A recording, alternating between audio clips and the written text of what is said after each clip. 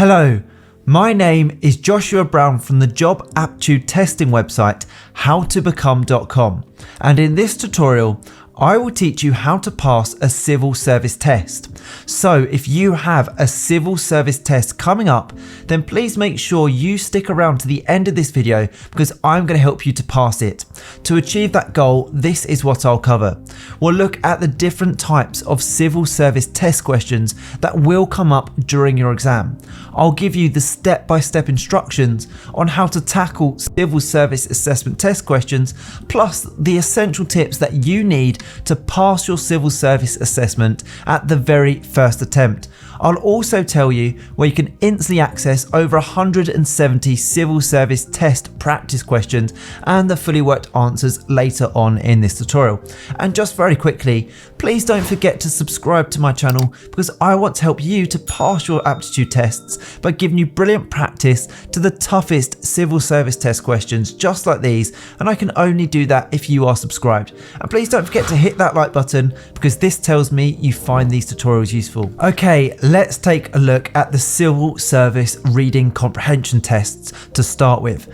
Now, the reading comprehension tests are designed to challenge your knowledge of words, the relationship between different words, and your general English language competency. So in this video, I have listed some of the most common and typical styles of the tests that you might encounter, and I've also provided you with examples of how to answer each type of question that we face. So let's take a look at this one to begin with. Question 1. Read the below passage carefully and answer the question at the end of the passage based on the multiple choice options. Here is that passage. A fire has occurred in a nightclub belonging to Harry James. One person died in the fire, which occurred at 11 PM on Saturday night. The club was insured for less than its value. Now, as you can see here, with reading comprehension questions, you'll be presented with a passage of text, and then you have to answer a question or a series of questions based on the information that has been provided. So here is a statement. The fire was caused by arson, electrical fault, faulty wiring, or none of these options. So which option would you choose based on that passage and that statement? Well, let's answer this one together. The correct answer is none of these options. A really important tip here is to never make assumptions. Choose your answer entirely based on what the passage actually says. And you can see in this passage, it does not mention at all what caused the fire, so we cannot make an assumption.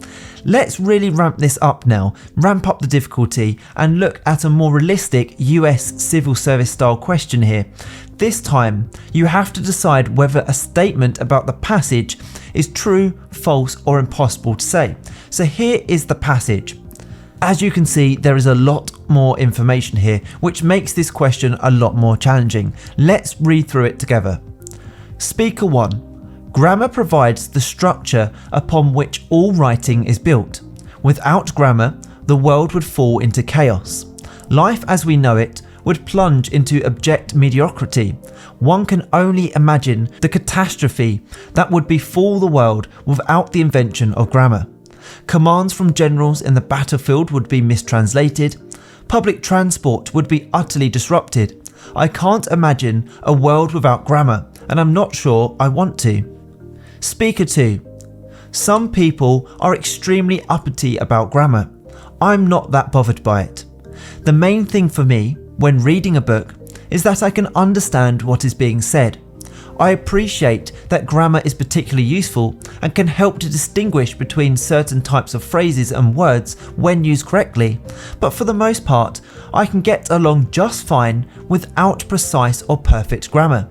That being said, I appreciate that grammar makes a big impact on the world we live in, and that when it comes to public affairs, it can make a big difference to the way things are perceived.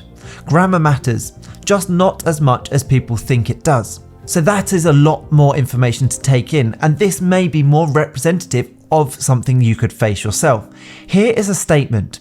Speaker 1 believes that public transport would suffer if grammar did not exist. Is the answer true, false, or impossible to say? I'm going to give you 5 seconds to work that out as we've just read through it together. See if you can answer it within that time. Your timer starts now. How did you get on? Remember, do not make assumptions, only base your answer on what is actually in the information. So we can see in the original passage that speaker 1 states, public transport would be utterly disrupted. Therefore, the correct answer option was true. Now, I want you to have a go at this yourself. Let's look at the exact same passage as before, but use a different statement. Speaker 2 believes that grammar has no impact on the outcome of wars and battles. Is the answer true, false, or impossible to say? I'm going to give you 5 seconds again on the timer, but if you need more time, please do pause the video, because it's much better to get the question right and answer the question in all the time that you need. And then to improve your speed, you can just practice many more question types like these, and your speed will really increase over time and practice. So for now, 5 seconds on your timer starts now. Okay, what answer did you get? I want you to put your answer in the comment section below and I will mark it for you. I reply to every single comment on my channel, so please do make sure you put your answer in the comment section below. Okay, let's continue the verbal reasoning style tests and move on to the next civil service question type, which is the written expression tests. And just before we do that, at any point during this tutorial, and only if you want to, please click that link in the top right hand corner and head through to my website howtobecome.com, where you can access 170 civil service aptitude test preparation style questions, including the ones we're covering right now, plus the fully worked answers and strategies to pass each question type to make you the standout candidate. Okay, let's take a look at that first written expression tests question. So the written expressions element of the civil service assessment tests are also testing your English skills, just like before. However, the types of questions in this test are different from those in the reading comprehension test. This test contains a variety of question types. Some are designed to assess your ability to use logical thinking to determine the missing word in a sentence, or improve the grammar of a sentence or passage of text. Or you may be required to identify an antonym or synonym of a given word. The best way to prepare for this type of test is to broaden your vocabulary and general English skills. A great way to do that is to take lots of practice questions like we're going to cover right now. So let's take a look at one of those. Question 4 is this.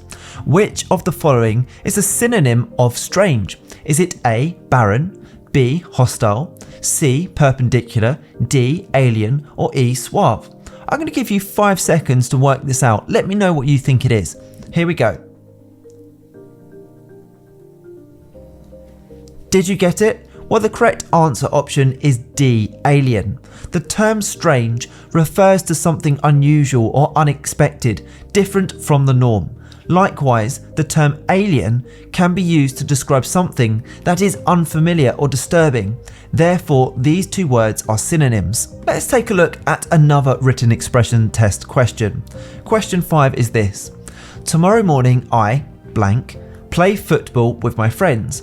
We are going to beat the other team and then blank ice cream. Using the answer options provided, which option would you choose to fill in the blanks? A, will and bought, B, won't and buy, C, did and purchased, D, will and buy. You have 5 seconds on the timer starting now. How did you get on? Well, the correct answer option is D, will and buy. The sentence is written in the future tense, as demonstrated by the words and phrases tomorrow, play, are going, and beat. Therefore, the words that best fit in this sentence are will, which is future tense, and buy, which is also future tense. I want you now to have a go at some of these questions for yourself. So, question 6. Select the correct spelling of the missing word. There are a number of students who have proven to be quite, is it A, B, C, or D? I'm going to give you 5 seconds on the timer starting now. Again, let me know your answer in the comment section below and I'll mark it for you.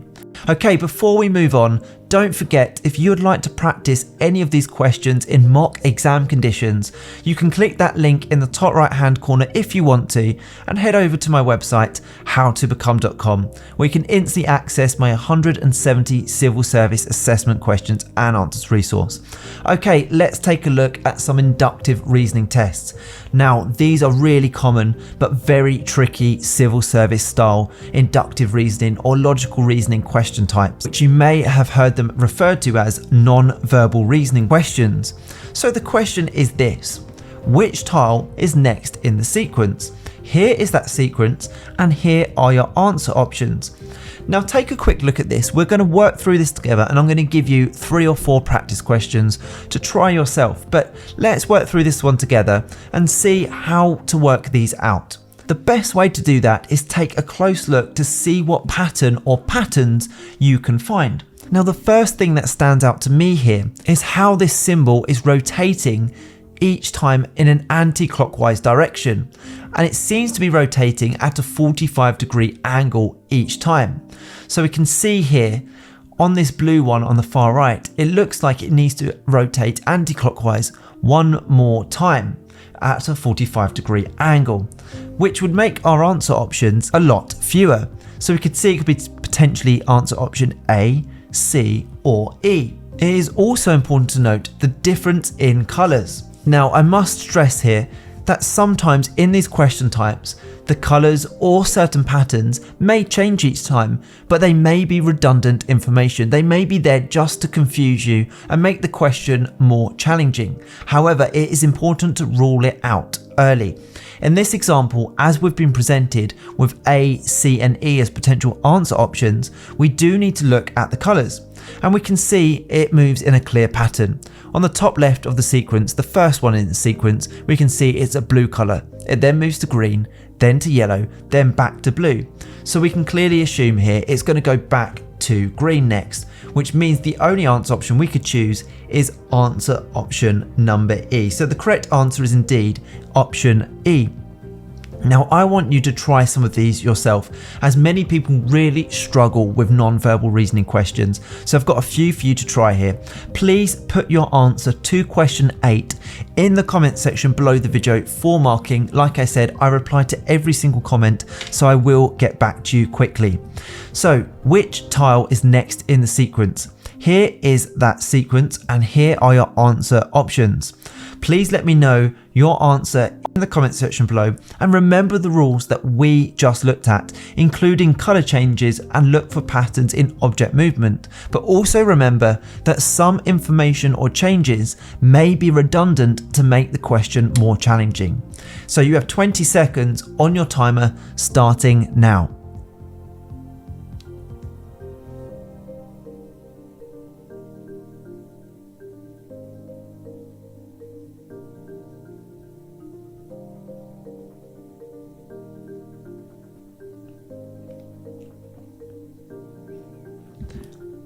Great, how did you get on? Let's try another one, and if you need more time and you need to pause the video, please do so. So here is the next sequence, and here are your answer options. It may look really confusing, but look for the obvious pattern changes. You have 20 seconds on the timer starting now.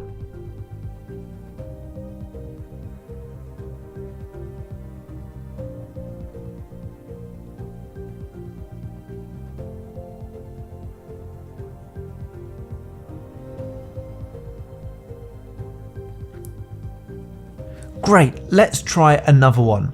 So question 11 is this again: which tile is next in the sequence? Here are your answer options. Let me know your answer in the comment section below. 20 seconds starts now.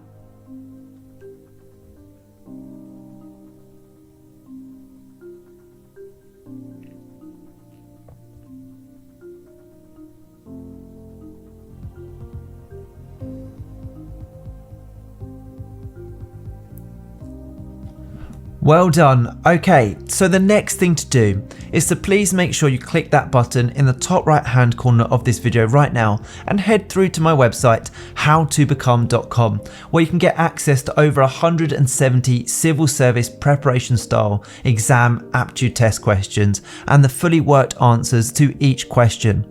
You can literally have online access within 2 minutes from now, and it is guaranteed to help you prepare effectively for your next job aptitude test, and also, more importantly, put you ahead of the competition. I hope you have enjoyed this tutorial. Please don't forget to subscribe, as I'm on a mission to help as many people as possible pass their aptitude tests and their job interviews, and I can only do that if you are subscribed. And please also hit that like button, as that encourages me to make more videos just like these. If you have any questions regarding any aptitude tests, please feel free to let me know in the comment section below, where I'll get back to you. And finally, don't forget to connect with me on LinkedIn. I've put my LinkedIn link in the description below. It's always great to connect with like-minded professionals such as yourself. Thank you so much for watching. I wish you all the best with your assessment. Have a brilliant day.